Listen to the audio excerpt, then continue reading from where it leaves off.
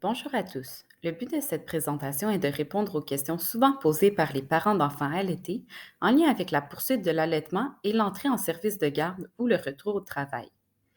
Cette présentation est le fruit d'une collaboration entre la Direction de la santé publique et la Direction jeunesse du CIS de l'Outaouais, ainsi que de l'organisme Naissance-Renaissance Outaouais.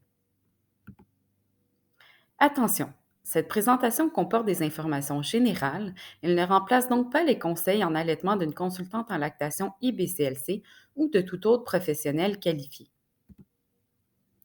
Tout d'abord, est-ce que c'est utile d'allaiter mon enfant après 12 mois? Bien sûr, l'Organisation mondiale de la santé recommande même de poursuivre l'allaitement jusqu'à l'âge de 2 ans ou plus.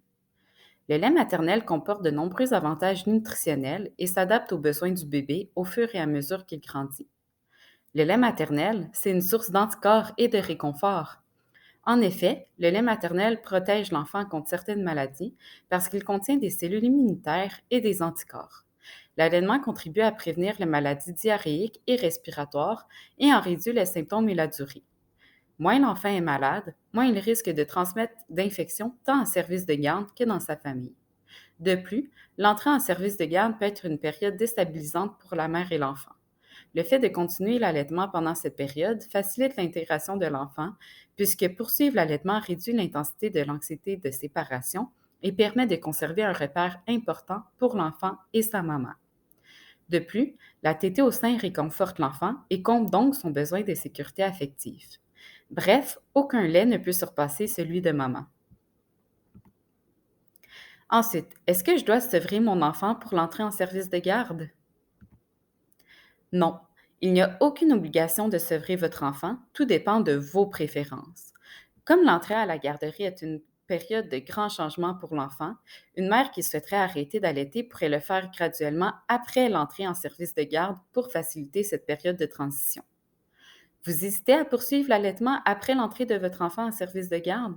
Vous pourriez essayer de poursuivre l'allaitement pour quelques jours et prendre ensuite la décision de sevrer ou non votre enfant.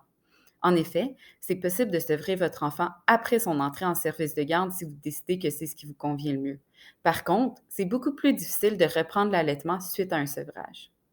Finalement, si vous souhaitez continuer à allaiter après l'entrée de votre enfant en service de garde, les nombreuses options qui s'offrent à vous seront présentées dans les prochaines minutes. À vous de choisir laquelle vous convient le mieux, selon vos préférences et celles de votre enfant, ainsi que selon les arrangements qu'il est possible de prendre avec votre service de garde. N'hésitez pas à en parler aux responsables de votre service de garde avant même l'inscription de votre enfant. Le mouvement Allaitement Québec a d'ailleurs créé une trousse pour des services de garde favorables à l'allaitement qui regorge d'informations à ce sujet. Le lien vers cette ressource est disponible à la fin de la présentation. Est-ce que je suis obligée de donner du lait de vache à mon enfant à la garderie? Non. Peu importe l'âge de son enfant, une mère peut extraire son lait et laisser l'éducatrice le donner à son enfant dans un gobelet lors des repas et des collations. Cette option devrait toujours être privilégiée par votre service de garde. En fait, il existe plusieurs options pour continuer à donner du lait maternel à votre enfant une fois qu'il entre au service de garde. À vous de choisir l'option qui vous convient le mieux selon votre situation, vos préférences et celles de votre enfant. D'abord, si votre enfant va au service de garde à temps partiel, les tétés manqués peuvent être décalés. Ensuite, si votre enfant va au service de garde à temps plein, il est possible de maintenir les tétés lorsque vous êtes avec votre enfant. Selon son âge, un autre liquide pourra lui être offert lorsqu'il est au service de garde. Par exemple, si le bébé a moins de 9 mois, vous pouvez remplacer les tétés manqués par du lait maternel exprimé ou des préparations commerciales pour nourrissons. À noter que le lait maternel exprimé est le lait extrait du sein de la mère, soit à la main ou avec un tire-lait.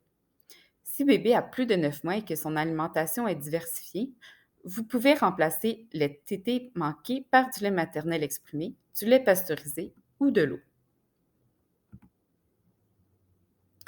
Si vous préférez ne pas extraire votre lait et vous ne voulez pas donner des préparations commerciales pour nourrissons, eh bien, après 9 mois, si votre enfant a une alimentation diversifiée et qu'il tète le matin et le soir, il peut se satisfaire d'eau pendant la journée à la garderie. En effet, votre bébé va rattraper à différents moments de la journée, comme le matin et le soir, le tété qu'il n'a pas pu prendre lorsqu'il était au service de garde. Ensuite, est-ce que c'est possible d'allaiter au service de garde? Selon la loi, il n'y a rien qui ne vous en empêche. Dès les premières visites au service de garde, discutez-en avec le personnel éducateur pour vous informer des possibilités qui s'offrent à vous et pour exprimer vos besoins. Certaines mères souhaitent allaiter le matin avant de quitter, à la fin de la journée lorsqu'elles vont chercher leur enfant ou encore pendant la journée. Le fait d'instaurer une routine dans les visites d'allaitement permet au personnel indicateur de prévoir la journée en conséquence et à l'enfant d'augmenter son sentiment de sécurité affective. À noter que plus l'enfant vieillit, plus le nombre de tétés diminuera. De plus, la production de lait s'adapte rapidement à la fréquence des tétés de l'enfant et à son horaire. Finalement, même en petite quantité, le lait maternel a de nombreux bienfaits. Comment est-ce que ça se conserve, le lait maternel exprimé? Le lait maternel peut être conservé dans des contenants en verre, en plastique rigide ou dans des sacs de conservation conçus pour le lait maternel. N'oubliez pas d'identifier le contenant au nom de votre enfant et d'inscrire la date à laquelle le lait a été exprimé. Le lait maternel, même s'il est un liquide biologique, ne comporte aucun risque de contamination pour le personnel des services de garde. Le lait maternel peut donc être rangé au même frigo ou congélateur que les autres aliments. Voici maintenant un tableau tiré du guide Mieux vivre avec notre enfant de la grossesse à 2 ans qui présente le temps de conservation du lait maternel. Attention, les durées de conservation ne s'additionnent pas. Autrement dit, on ne doit pas garder du lait 4 heures à la température de la pièce, puis le réfrigérer pendant 8 jours pour enfin le congeler. Pour plus d'informations à ce sujet, vous pouvez consulter la section de manipulation du lait maternel exprimé du guide Mieux vivre avec notre enfant de la grossesse à 2 ans à l'adresse au bas de l'écran. Où est-ce qu'on peut se procurer un tire-lait? Il est possible d'acheter un tire-lait en pharmacie ou dans plusieurs commerces à grande surface. L'organisme Naissance Renaissance Outaouais vend également des tire-laits. À noter que certaines compagnies d'assurance privée offrent un remboursement partiel à l'achat de tire-lait s'il est prescrit et si vous répondez à certaines conditions. De plus, Naissance Renaissance Outaouais prête gratuitement des tire-laits sous certaines conditions. Veuillez les contacter pour plus d'informations. Vous pouvez aussi louer un tire-lait auprès de différents organismes communautaires en allaitement et dans certaines pharmacies.